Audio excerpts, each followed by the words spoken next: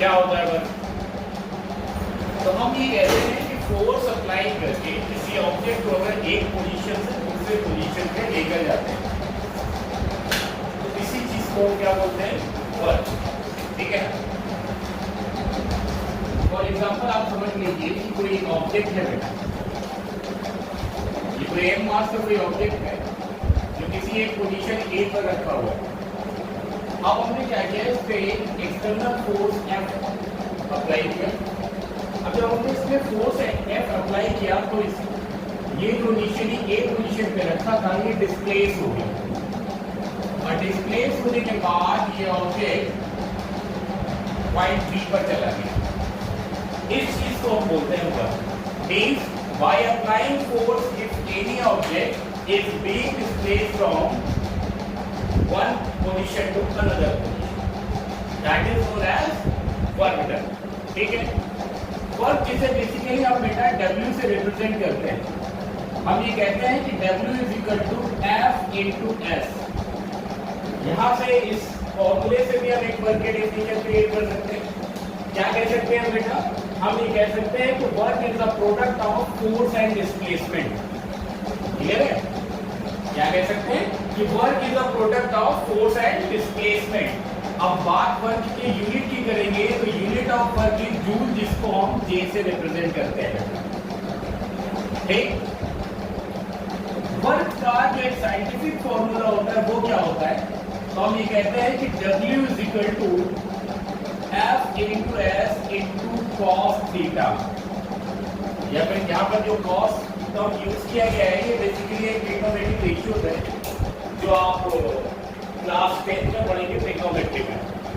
अभी आप कुछ बेसिक जो भी एंगल्स इसमें रिक्वायर्ड होंगे उनकी वैल्यू मैं आपको बता दूंगा, आप नोट कर लीजिएगा। और आ सकता है क्योंकि ओलंपियाड में कई टाइप के क्वेश्चन बनते हैं। अगर आप साइंस ओलंपियाड में स्कूल के लिए तो आपका ये फॉर्मूला ही ना होगा, लेकिन अगर आप किसी कॉम्पिटिशन या किसी ओलंपियाड में आप अपेयर हो रहे हैं और उसमें वर्क से रिलेटेड अगर कोई क्वेश्चन आता है तो नो वंडर कि वो क्वेश्चन इस फॉर्मूले पे बेस्ड हो, वहां पर वो थीटा आपको मेंशन कर दे। क्लियर है ना? तो हमने क्या बताया कि वर्क का जो साइंटिफिक फॉर्मूला होता है that is W equal to Fs cos theta. इन दोनों में फर्क क्या होगा? I tell you. तो ये जो थीटा होता है, थीटा ये जो है इसको हम क्या बोलते हैं? Theta is an angle. अब ये एंगल कहां पर फॉर्म होता है ये समझने वाली बात। तो हम ये कहते हैं theta is an angle form between direction of force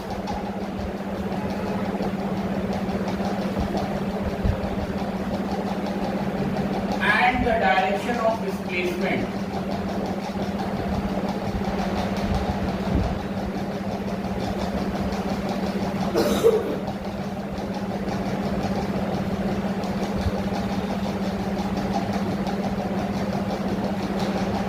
clear है? कैसे होता है ये? आप ऐसे समझ लीजिए कोई एक ऑब्जेक्ट रखा है, ठीक, ऐसे कोई एक ब्लॉक रखा हुआ है और हम उसको इस डायरेक्शन से फोर्स एक्सर्ट कर रहे हैं, बैकवर्ड डायरेक्शन से फोर्स एक्सर्ट कर रहे हैं, और ऑब्जेक्ट का जो डिस्प्लेसमेंट है वो भी सेम डायरेक्शन पे, जिस डायरेक्शन पे हम फोर्स एक्सर्ट कर रहे हैं सेम डायरेक्शन में ऑब्जेक्ट क्या कर रहा है? मूव कर रहा है। तो एंगल कितना जनरेट हो रहा होगा? बेटा आप इसको लीजिए, एक डायरेक्शन ये है और ये मान लीजिए डिस्प्लेसमेंट की डायरेक्शन है, और इसी के कोई इंसिडेंट में अगर आप देखें तो that is the direction of force. तो दोनों एक दूसरे के ऊपर ओवरलैप कर रही है, तो यहाँ पर थीटा कितने डिग्री का फॉर्म हो रहा होगा? एक डायरेक्शन ऑफ डिस्प्लेसमेंट है, दूसरा डायरेक्शन ऑफ फोर्स है, एक दूसरे के ऊपर ओवरलैप कर रही है, वो इंसिडेंट लाइन की तरह बिहेव कर रही है। तो यहाँ पर जो थीटा होगा that will be 0 degree, theta will be 0 degree. और हम ये कहते हैं कि cos 0 degree is equal to 1। ये पूरी टेबल एक हम आपको बना देंगे, आपको नोट कर लीजिएगा और याद कर लीजिएगा। cos 0 degree is equal to 1। तो एक तो ये होता है जिस डायरेक्शन में ऑब्जेक्ट डिस्प्लेस हो रहा है उसी डायरेक्शन पे आप ऑब्जेक्ट पे फोर्स एक्सर्ट हो रहा है। तो थीटा कितने डिग्री का होगा? 0 डिग्री का, और cos 0 की वैल्यू होती है 1। ठीक। दूसरा केस, ये ऑब्जेक्ट से मूव कर रहा है और इस पे परपेंडिकुलर फोर्स अपवर्ड डायरेक्शन में लग रहा है।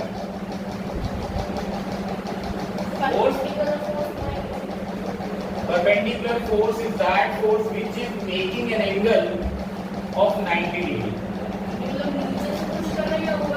ऑब्जेक्ट इधर मूव कर रहा है। ये ऐसा केस है, अब मान लीजिए कोई पुली है जो सामान लेकर जा रहा है, पुली का डिस्प्लेसमेंट इस डायरेक्शन में और पुली फोर्स अपवर्ड डायरेक्शन में लगाकर लगेज कैरी कर रहा है, तो ये परपेंडिकुलर फोर्स हुआ, तो थीटा कितने डिग्री का हुआ?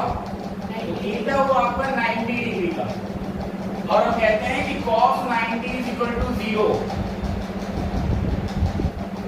ठीक, ये सेकेंड केस हुआ। थर्ड केस, मान लो कोई एक मूविंग व्हीकल है बेटा, एक मूविंग व्हीकल है, ब्रेक सप्लाई हो रहा है। अब आपको पता है कि ब्रेक सप्लाई होने का मतलब रिटार्डिंग फोर्स बैकवर्ड डायरेक्शन में एक्सर्ट होगा, तो ब्रेक बैकवर्ड और ब्रेक सप्लाई होने के बावजूद भी ऑब्जेक्ट थोड़ा बहुत फॉरवर्डिंग डायरेक्शन में डिस्प्लेस होगा। तो यहाँ पर ये एंगल कितने डिग्री का फॉर्म हो गया? 180 डिग्री का। तो अब जब थीटा आपका कितना हो गया? 180 डिग्री। और हम बोलते हैं बेटा कि cos 180 degree is equal to -1। Clear है? यहां से हम टाइप्स ऑफ वर्क बता सकते हैं। टाइप्स ऑफ वर्क की अगर हम बात करें तो हम ये कहते हैं कि वर्क इज ऑफ 3 टाइप। वर्क is of 3 type.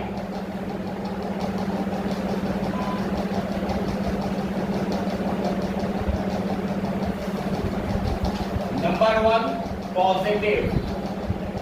Positive work done कब होगा? तो हम देखिए एक चीज आपको क्लियर बता दें कि जो वर्कन होता है, टाइप्स ऑफ वर्कन, जो हम बोलते हैं कि पॉजिटिव, नेगेटिव या जीरो, ये तीनों ही डिपेंड करता है एंगल पे। एंगल जो मैंने आपको स्टार्टिंग में बताया था, angle which is forming between the direction of force and the direction of displacement. If that angle is an acute angle, अगर आपका थीटा अगर आपका एक्यूट एंगल है तो work done will be positive. Secondary, negative work done कब होगा? अगर theta आपका स्ट्रेट एंगल है, स्ट्रेट एंगल की वैल्यू जानते हैं ना, 180 डिग्री, तब वर्डन आपका निगेटिव होगा। And the third one, zero work done कब होगा बेटा?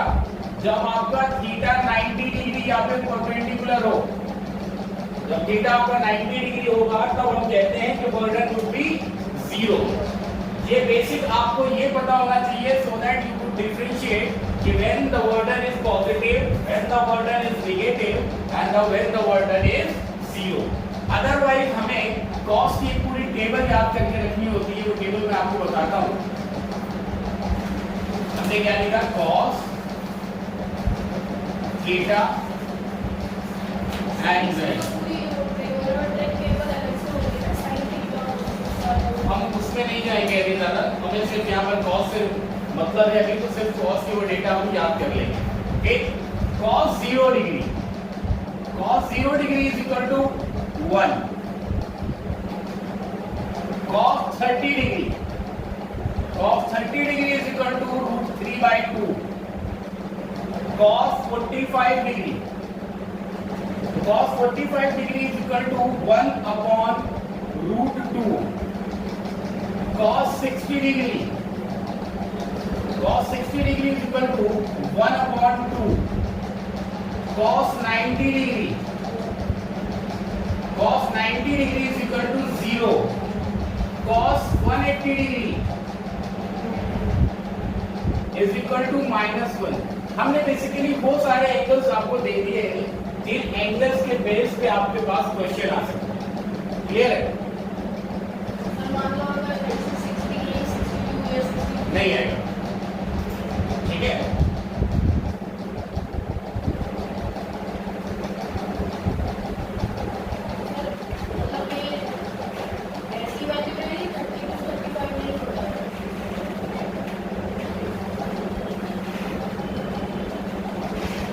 हो गया। तो हमने आपको क्या बताया? वर्क क्या होता है, टाइप्स ऑफ वर्क, कितने टाइप का होता है। एग्जांपल के केस में हमने आपको बताया कि पॉजिटिव वर्डन तब होगा जब जिस डायरेक्शन में ऑब्जेक्ट डिस्प्लेस हो रहा हो उसी डायरेक्शन में फोर्स एक्सर्ट हो रहा हो, तब वर्डन हमारा पॉजिटिव होता है। जैसे मान लीजिए कि हम किसी टेबल को पुश कर रहे हैं, ठीक है ना, पुश कर रहे हैं और वो डिस्प्लेस हो रहा है। ऐसा नहीं, इट्स नॉट लाइक कि मैं इस बॉल को पुश कर रहा हूँ और ये बॉल पुश नहीं हो रही और हम कह रहे हैं कि हम वर्डन कर रहे हैं। वर्डन की बेसिक रिक्वायरमेंट तो हमने आपको बताई थी कि फोर्स अप्लाई किसी ऑब्जेक्ट में जब हम करते हैं तो ऑब्जेक्ट का एक पॉइंट से या एक पोजीशन से दूसरी पोजीशन तक डिस्प्लेस होना, इसी चीज को हम क्या बोलते हैं, वर्डन। वर्डन पॉजिटिव कब होता है, जिस डायरेक्शन में हम फोर्स एक्सर्ट कर रहे हैं उसी डायरेक्शन में ऑब्जेक्ट डिस्प्लेस हो रहा हो। वर्डन जीरो कब होता है, तो हम ये कहते हैं जब ऑब्जेक्ट की डिस्प्लेसमेंट और ऑब्जेक्ट के थ्रू अप्लाइड फोर्स एक दूसरे के परपेंडिकुलर हो। जैसे एग्जांपल हमने आपको दिया था, एक कुली है जो सामान लेकर चल रहा है, ठीक है ना, फोर्स अपवर्ड डायरेक्शन में लग रहा है और कुली आगे की तरफ मूव कर रहा है। फोर्स और डिस्प्लेसमेंट का जो एंगल फॉर्म हो रहा है that is perpendicular to each other, तो एंगल 90 डिग्री हुआ तो वर्डन उसका जीरो हो गया।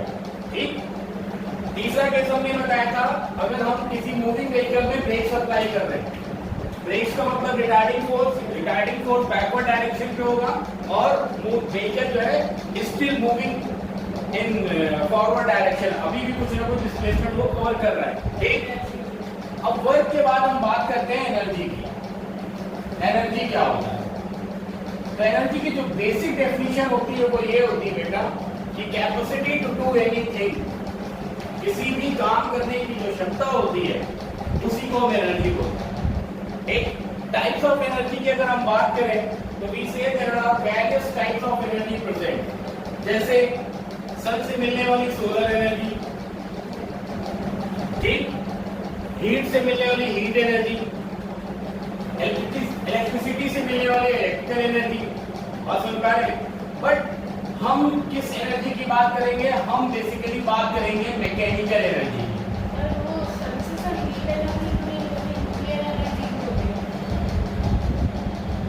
वो उससे होता है, न्यूक्लियर पावर से आता है, ठीक है।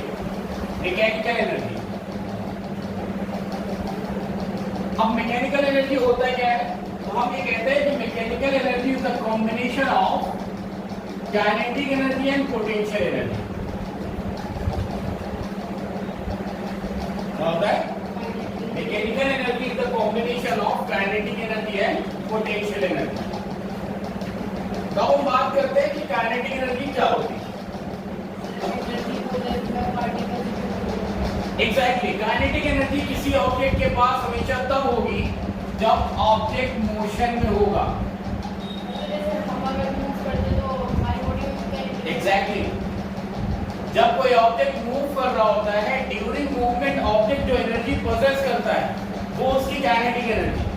क्लियर है, तो काइनेटिक एनर्जी को हम अगर डिफाइन करते हैं तो ये कहते हैं कि energy possessed by an object,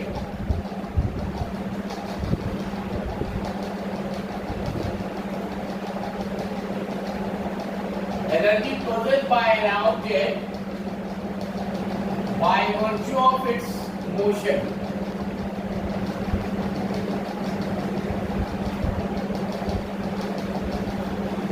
kinetic energy, kinetic energy है, यूनिट क्या होगी बेटा, यूनिट अगेन जूल होगी। ठीक, काइनेटिक एनर्जी जिसको हम कैपिटल के से रिप्रेजेंट करते हैं, एंड के इज इक्वल टू व्हाट, हम कहते हैं के is equal to half mv square. यहां पर v क्या है, v वेलोसिटी है। हम ये कहते हैं कि v वेलोसिटी, तो अगर ये जो v है, ये सुनिएगा मेरी बात, ये क्या है, ये वेलोसिटी है। अगर ये हम हाफ mu स्क्वायर कर दें तो u क्या होगा, इनिशियल वेलोसिटी हमने पढ़ा है मोशन फर्स्ट चैप्टर में। तो अगर ये इनिशियल वेलोसिटी है तो एनर्जी कौन सी होगी, काइनेटिक एनर्जी, तब हम इसको कहेंगे काइनेटिक एनर्जी इनिशियल। और अगर यहाँ पर वेलोसिटी फाइनल वाली यूज कर रहे हैं, v यूज कर रहे हैं, तो हम उसको बोलेंगे काइनेटिक एनर्जी फाइनल। समझ रहे हैं आप, जैसे मैंने आपको मोमेंटम में बताया था कि मास इनटू फाइनल वेलोसिटी क्या होता था, फाइनल मोमेंटम, और mass into initial velocity initial momentum होता था। तो वैसे ही यहाँ पर अगर वेलोसिटी u यूज कर रहे हैं तो काइनेटिक एनर्जी इनिशियल होगी वो, और वेलोसिटी v यूज कर रहे हैं तो वो काइनेटिक एनर्जी आपकी फाइनल काइनेटिक एनर्जी होगी।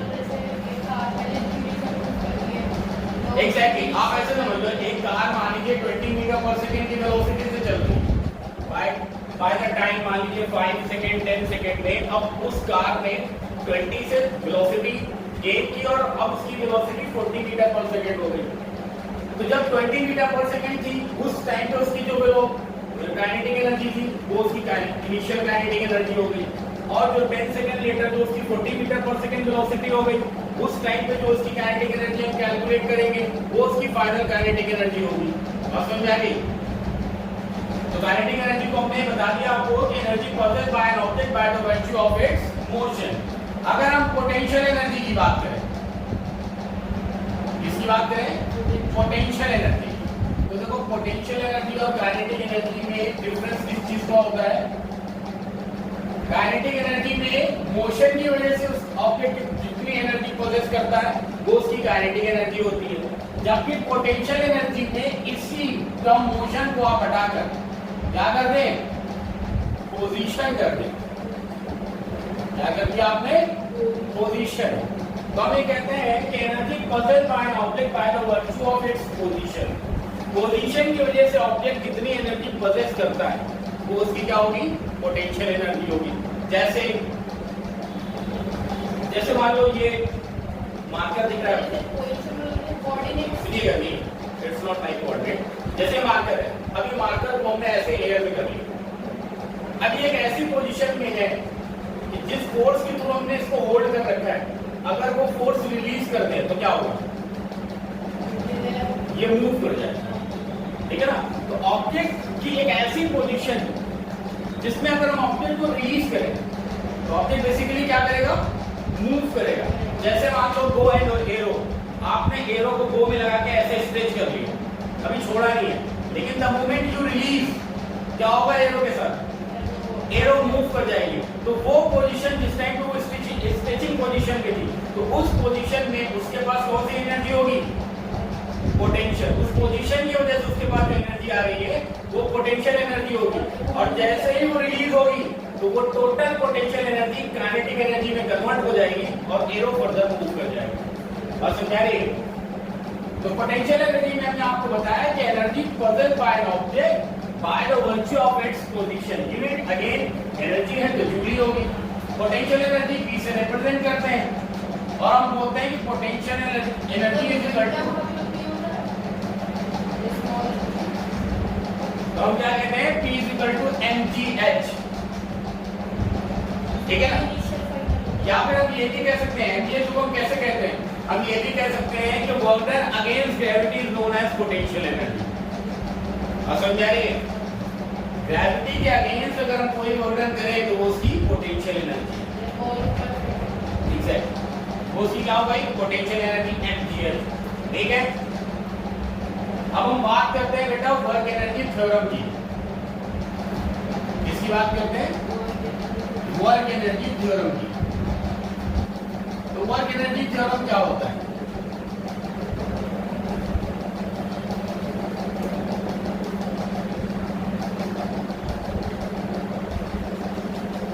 वर्क एनर्जी थ्योरम सिंपली एक ही बात करता है, किसी भी ऑब्जेक्ट पे जो उसकी एनर्जी में जो चेंज आएगा that change is equal to the work done।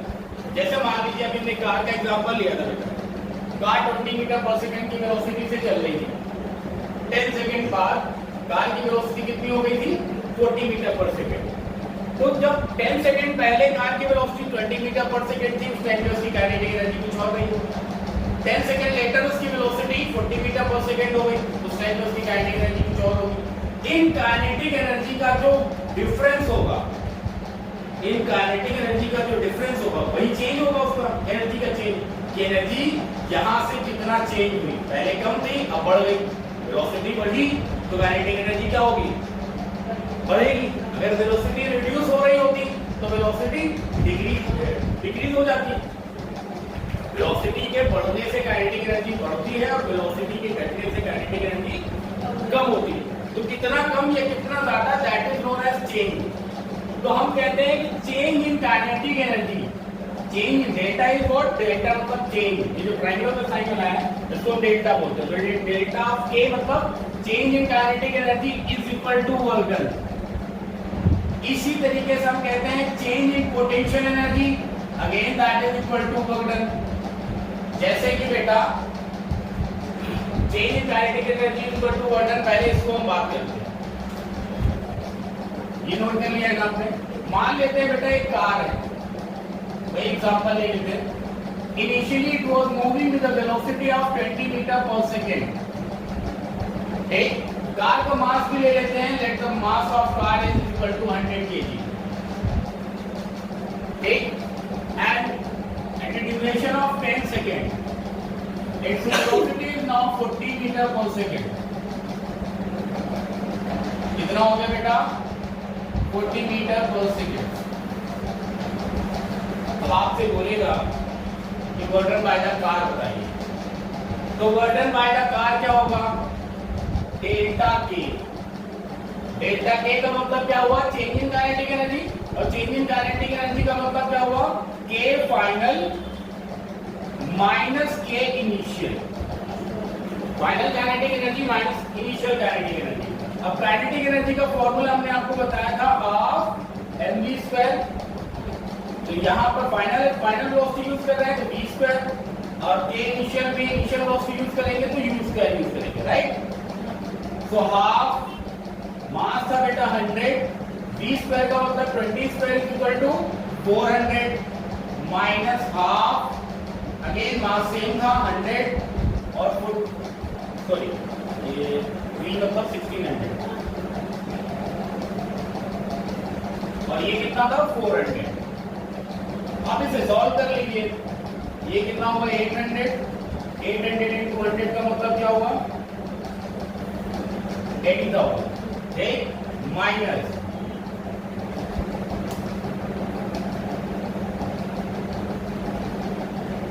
20,000, कितना चेंज आया 60,000 का जो चेंज आया है that is equal to the work done by the car. Clear है। अब दूसरा एग्जांपल ले लेते हैं पोटेंशियल एनर्जी में। पोटेंशियल एनर्जी में कैसे चेंज वर्क डन के बराबर हो, देखिए आप समझिए कि ये अर्थ का सरफेस है, क्या है, this is the surface of अर्थ। यहां पर कोई एक ब्लॉक रखा हुआ है m, कोई एक ब्लॉक है ऑन द सरफेस ऑफ अर्थ। मान लेते हैं इसका मास 10 kg है,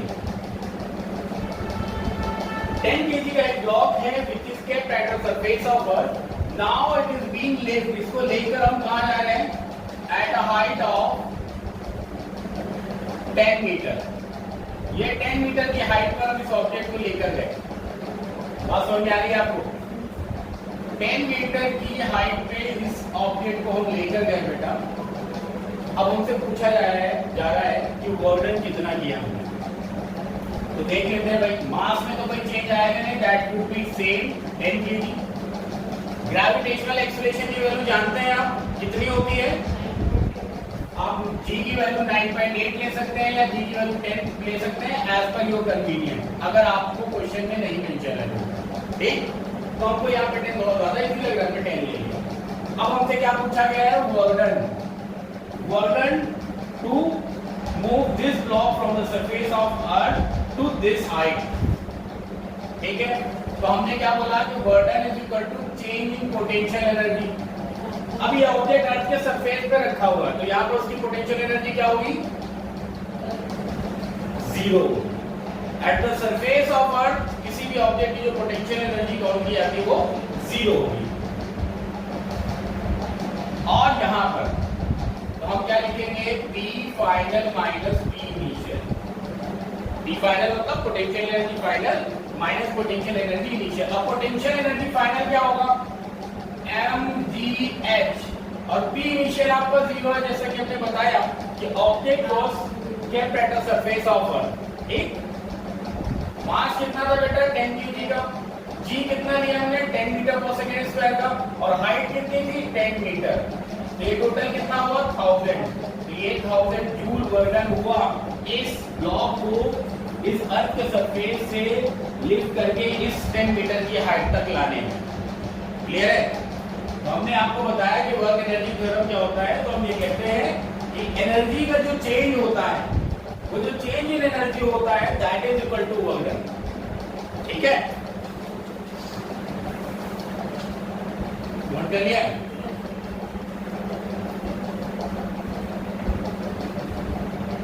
ओके,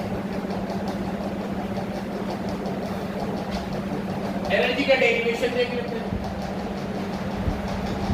ये kinetic energy half m v square कैसे आया, फिर या फिर पोटेंशियल एनर्जी एमजीएच कैसे आया, ये सब इनका डेरिवेशन देख लेते हैं।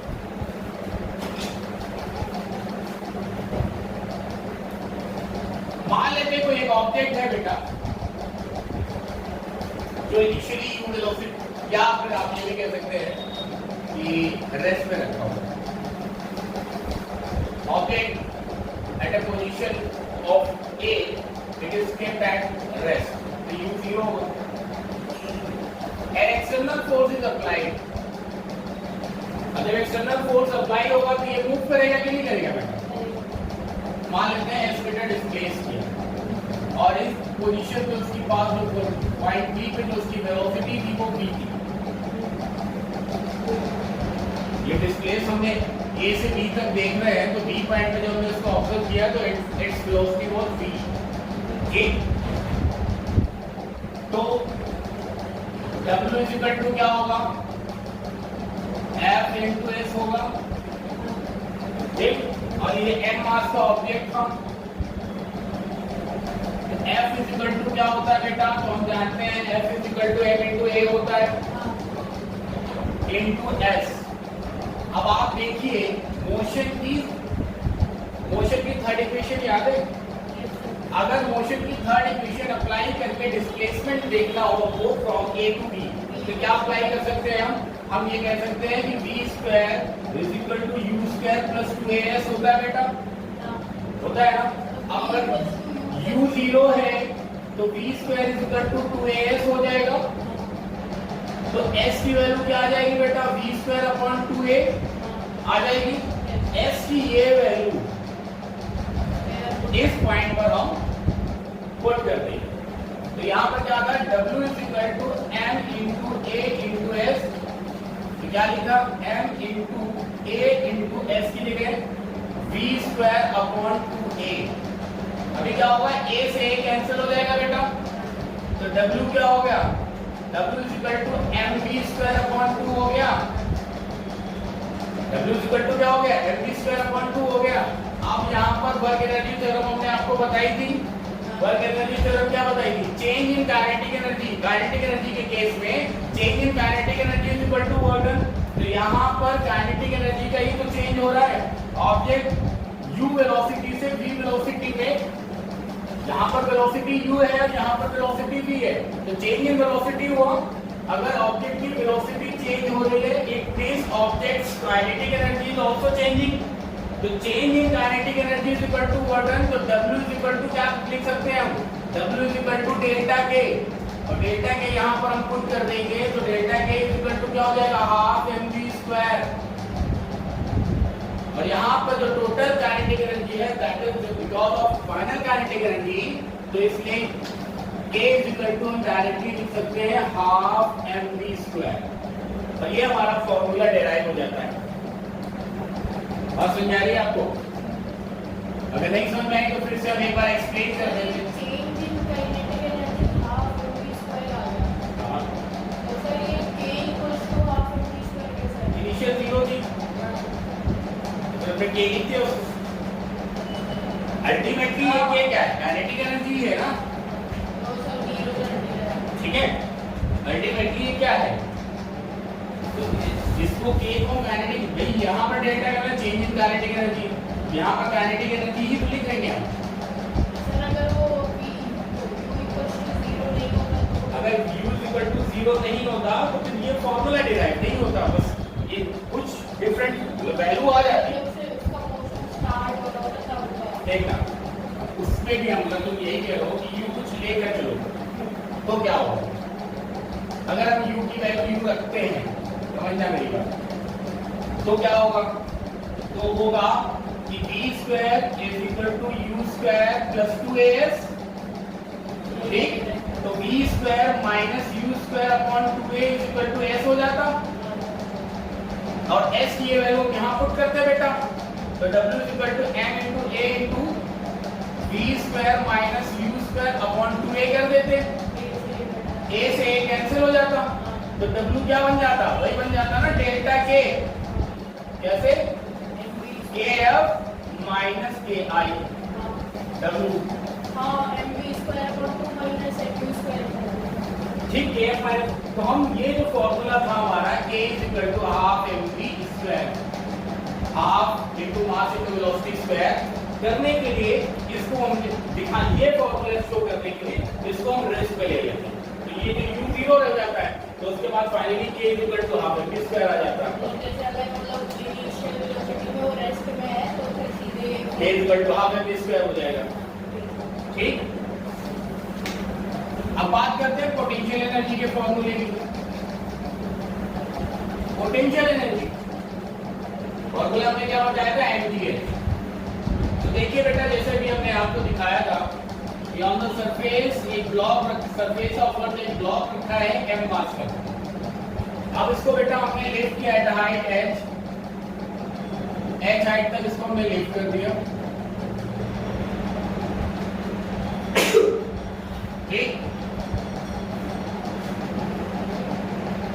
ये मान लेते हैं आपके सरफेस में पॉइंट A है, और जिस पॉइंट तक ये लिफ्ट कराया गया दैट पॉइंट इज B। तो W इज इक्वल टू क्या होता है, work done against gravity is what, work done against gravity is potential energy, and that is equal to mgh। या अगर ऐसे नहीं समझ में आ रहा है तो ऐसे समझो कि W हमारा हमेशा क्या होता है, F इंटू एस। W यही बताया था स्टार्टिंग में हमने, W is the product of force and displacement. अब डिस्प्लेसमेंट इसमें जो हो रहा है दैट इज वर्टिकल, तो वो हाइट हो गई, और जो फोर्स एक्सर्ट हो रहा है अगेंस्ट ग्रेविटी हो रहा है, तो जो फोर्स होगा वो बन जाएगा mg, force against gravity mg होता है, और जो डिस्प्लेसमेंट वर्टिकल में है इसलिए वो हाइट पे कन्वर्ट हो जाएगा, तो W is equal to mgh, ठीक। अब ऐसे देखिए कि W क्या होता है, चेंज इन पोटेंशियल एनर्जी। यहाँ पर पोटेंशियल की बात कर रहे हैं तो हम ये कहेंगे W is equal to delta P। अब अगर हम बात करें डेल्टा P, तो P final minus P initial, ठीक। P फाइनल कितना होगा, हाइट की वजह से पॉइंट B पे इसकी पास पोटेंशियल एनर्जी कितनी होगी, mgh, जबकि ऑन द सरफेस ऑफ अर्थ इसके पास पोटेंशियल एनर्जी कितनी होगी, जीरो, हाइट जीरो है ना बेटा। अगर आप ऐसे समझिए, कुछ देर के लिए मेरे ये हाथ को आप अर्थ का सरफेस समझ लो, ठीक। अब अगर हमने ये मार्कर यहाँ पर रख दिया, इस मार्कर के पास पोटेंशियल एनर्जी जीरो है क्योंकि it is kept at the surface of अर्थ। अब हम इसको ऊपर रेस कर रहे हैं, लिफ्ट करा रहे हैं, जैसे जैसे हाइट बढ़ती जाएगी पोटेंशियल एनर्जी क्या होगी, बढ़ती जाएगी। अगर हम इसको नीचे लेकर आते जाएंगे, हाइट कम होती जाएगी, पोटेंशियल एनर्जी क्या होती जाएगी। जैसे ही ऑब्जेक्ट अर्थ के सरफेस पे पहुंच गया, पोटेंशियल एनर्जी क्या हो जाएगी, जीरो। बात समझ आ रही है। तो W is equal to PF minus PI, और PF है क्या, तो mgh। तो W is equal to delta P, तो delta P is equal to हमने mgh लिख दिया बेटा, तो P इज इक्वल टू हमारा फॉर्मूला क्या बन गया, mgh। बात समझ आ रही है आपको। तो हमने क्या कहा, हाइट की वजह से ऑब्जेक्ट की पोजीशन, पोटेंशियल एनर्जी में क्या बताया हमने, पोजीशन मैटर करती है। ये मार्कर इस पॉइंट पर रखा हुआ है, अर्थ के सरफेस, इस सरफेस पे रखा हुआ है। अरे ऐसे समझ लो, हम लोग इस सरफेस पे बैठे हुए हैं, इस सरफेस के रेफरेंस में हमारी बॉडी में पोटेंशियल एनर्जी कितनी होगी, इस सरफेस के रेफरेंस में हमारी बॉडी में पोटेंशियल एनर्जी कितनी होगी, mgh होगी। तो h कितना है, h है, इस सरफेस पे बैठे हैं हम, h होगा, किस कैसे होगा, क्योंकि सर ये ग्राउंड पे नहीं है ना, एलिवेटेड हम बेटा इस सरफेस की बात कर रहे हैं। जस्ट इमेजिन यू आर ये सिटिंग इन सरफेस, इसी को अर्थ का सरफेस मान लो। हाइट कितनी हुई तो पोटेंशियल एनर्जी कितनी हुई, बात में रही है। लेकिन अगर हम ऐसे लिफ्ट हो, हाइट क्या होगी, बढ़ेगी, पोटेंशियल एनर्जी क्या होगी, बढ़ेगी, बात में रही है। आपने कभी सोचा है जब हम बॉल को मान लो थ्रो कर रहे हैं, जब बॉल कंजर्वेशन ऑफ एनर्जी हम आपको पता है, बॉल को हमने ऐसे थ्रो किया है, the moment it release through our hand, तो उस टाइम पे बॉल के पास वेलोसिटी होती है, उसी वेलोसिटी की वजह से वो ऊपर जाता है। तो होता है क्या है, जब बॉल नीचे से ऊपर जा रही होती है तो बेसिकली क्या होता है, the moment ball release through the hand it is having only kinetic energy. क्यों? क्योंकि हम ये मानकर चलते हैं, हम ये एज्यूम करके चलते हैं कि पोटेंशियल एनर्जी उस टाइम पे 0 है, ठीक। तो हम ये भी काउंट करते हैं कि हम अर्थ की सरफेस से इतना ऊपर, वो उसको नेग्लिजिबल ले लेते हैं, ठीक है ना। तो बॉल जैसे रिलीज हुआ तो उस टाइम पे टोटल पोटेंशियल एनर्जी, टोटल जो एनर्जी होगी वो उसके पास सिर्फ और सिर्फ काइनेटिक एनर्जी के फॉर्म में होगी। अब बॉल जैसे जैसे लिफ्ट करेगा क्या होगी, वेलोसिटी रेड्यूस होगी, धीरे धीरे ऊपर जाते जाते वेलोसिटी रेड्यूस होगी, लेकिन हाइट क्या हो रही है, तो पोटेंशियल एनर्जी बढ़ेगी। मतलब आप ऐसे समझिए इसको, ये क्या दूं, आप ऐसे टोटल मैकेनिकल एनर्जी जिसको हम बोलते हैं conservation of energy, conservation of energy होता क्या है, समझ लो आप, कंजर्वेशन ऑफ एनर्जी। तो कंजर्वेशन ऑफ एनर्जी में हम ये कहते हैं कि total energy remain constant, energy neither be created not be destroyed, it just transform from one form to another form, ठीक है ना। एक फॉर्म से दूसरे फॉर्म में बेसिकली एनर्जी ट्रांसफर होती है, ठीक। एग्जांपल जैसे हमने आपको लिया था कि एक बॉल है, इसे हमने अपवर्ड डायरेक्शन में थ्रो कर दिया, ये मान लेते हैं कि आपके सरफेस पे रखा हुआ। इस टाइम पे जो टोटल एनर्जी है, टोटल एनर्जी का मतलब समझ रहे हैं, मेरे टोटल एनर्जी से मकसद क्या है, टोटल एनर्जी का मतलब ये हुआ मैकेनिकल एनर्जी। टोटल एनर्जी मतलब टोटल मैकेनिकल एनर्जी, और मैकेनिकल एनर्जी क्या होता है, combination of kinetic plus potential. तो टोटल एनर्जी यहां पर किसकी वजह से, टोटल एनर्जी का मतलब के प्लस पी। अब भाई साहब हम ये मानते हैं कि अगर ये बॉल जिस मोमेंट हमने रिलीज करी 100 जूल की एनर्जी थी इसके पास, 100 जूल की एनर्जी थी, तो वो 100 जूल किस फॉर्म में होगी, काइनेटिक के या पोटेंशियल की। जब हमने जैसे रिलीज किया उस टाइम पे जो उसके पास टोटल मैकेनिकल एनर्जी थी that was in form of kinetic. क्यों? क्योंकि eight the surface of earth potential energy is 0, तो जो काइनेटिक एनर्जी होगी वो ही होगी आपकी 100 जूल, ठीक। अब हम मान लेते हैं कि ये इस हाइट तक पहुंच रहा है, मैक्सिमम हाइट क्या होती है, वो पॉइंट जहां पर जाकर ऑब्जेक्ट रुक जाए और फिर नीचे आना शुरू करे, ठीक है ना। हमने मिड में कोई एक पॉइंट ले लिया बी, कोई मिड में कोई पॉइंट बी ले लिया। अब इस पॉइंट पर टोटल मैकेनिकल एनर्जी कितनी होगी, तो total mechanical energy will remain same, that is constant. मतलब अगर 100 जूल यहाँ थी तो इस पॉइंट पर भी टोटल एनर्जी कितनी होगी, 100 जूल ही होगी। अब पोटेंशियल एनर्जी कितनी होगी, 50 जूल, क्योंकि मिड बोला हमने। अच्छा। और काइनेटिक एनर्जी कितनी होगी, दैट इज अगेन 50 जूल। 200 नहीं, टोटल एनर्जी जो है वो पोटेंशियल और काइनेटिक से का कॉम्बिनेशन है ना, ये टोटल मैकेनिकल एनर्जी जो है। अब मान लेते हैं at the top point C, इस सी पॉइंट पर टोटल एनर्जी कितनी रहेगी बेटा, सी पॉइंट पर टॉप पे, again it would be 100 joule. Potential energy कितनी होगी, काइनेटिक एनर्जी कितनी होगी, तो बेटा अब इस पॉइंट सी में इसके बाद जो टोटल एनर्जी है that will be in form of potential energy. क्योंकि पॉइंट सी पर जाकर ऑब्जेक्ट रुक जाता है ना। तो जब रुकने का मतलब वेलोसिटी बिकम्स जीरो, जब वेलोसिटी जीरो तो kinetic energy will be zero. और यही चक्कर चलता है चाहे ऑब्जेक्ट नीचे से ऊपर जा रहा हो चाहे ऑब्जेक्ट ऊपर से नीचे आ रहा हो। जब नीचे से ऊपर जा रहा होगा तो पोटेंशियल एनर्जी बढ़ती जाएगी, काइनेटिक एनर्जी रिड्यूस होती जाएगी। और जब ऑब्जेक्ट ऊपर से नीचे आ रहा होगा तो काइनेटिक एनर्जी बढ़ती जाएगी और पोटेंशियल एनर्जी घटती जाएगी। बात समझ आ रही है? इसी को हम बोलते हैं कंजर्वेशन ऑफ एनर्जी। और हम ये कहते हैं कि total mechanical energy remain constant. Clear है? चलो फिर आज इतना ही रखते हैं। क्लियर है ना? इस पे बेस क्वेश्चंस कर लेना। हालांकि ये हमने डेरिवेशन की क्लास में नहीं करवाया, ये भी करवाना है। ठीक? सर तो भी बाकी बच्चों का सिलेबस कौन से चैप्टर में चल रहा है? बाकी बच्चों को